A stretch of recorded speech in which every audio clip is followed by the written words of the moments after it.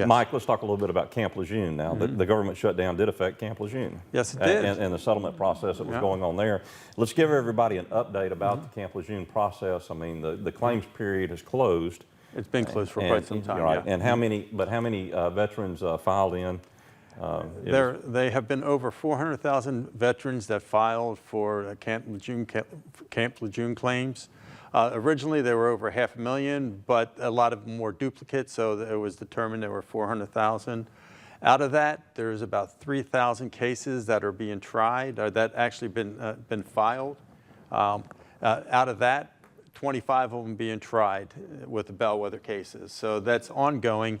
January, February timeframe, the trials should begin around that time. And it's from there, they're going to hopefully start making some type of settlement offers to the to some of the injured parties. Now, we had something occur, and it's something called an EO, an Right. early offer. What happened in that process, and without giving any names, of course, how did we handle it in our firm? The elective options is one of the areas that Camp Lejeune claims go through. If you meet certain criteria of a tier 1 type injuries, that's leukemia, kidney cancers, that kind of bladder cancers. The government made certain offers to individuals that met that requirement. And who had their documentation. That's right. All the documentation had to be in place, which our firm did a great job of getting everything together and supporting all our clients. Nationwide, there were about 60,000 claims that actually met those criteria. And out of that, we've so far settled 3. The problem with that, because of the government shutdown, all the administrative claims, such as the EO, elective options, were on hold. So anybody that actually got approved for elective option claim, the funds were not distributed or they were on hold until the government reopens. And when the government makes an offer to you, there's a very short time period to either accept or reject their offer. Yes, it is. And so what was that time period? I believe that you have like 2 weeks to respond. So they want the response very quickly so they can move forward or let it go. And after that, you've got 60 days to complete the paperwork. That's right. And then that's how quick that it went for our cases that we were able to resolve. Yeah, we were able to resolve 3 of those cases so far, and we still have a handful more that we believe that meet that criteria. And we would give that option to our clients that meet that criteria. Yep. And they have the choice to take the elective option or to turn it down, to negotiate or take a trial if needed.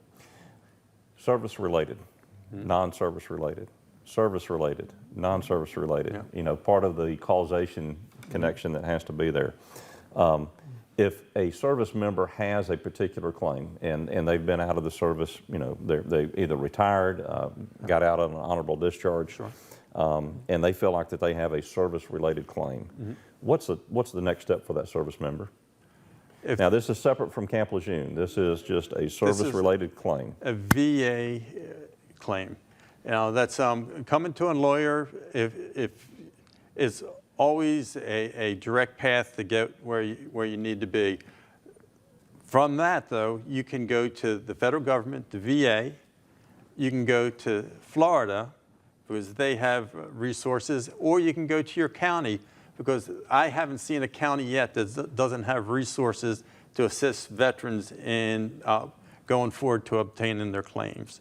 Now, what's important for veterans that are military members that are still in and getting out, make copies of your medical records. Your medical records are the hardest thing to obtain once you get out.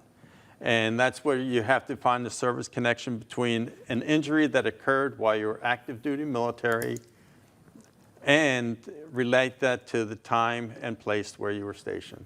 So once you can draw that line from point A to point B and show that connection of an injury, then you can move forward on the process.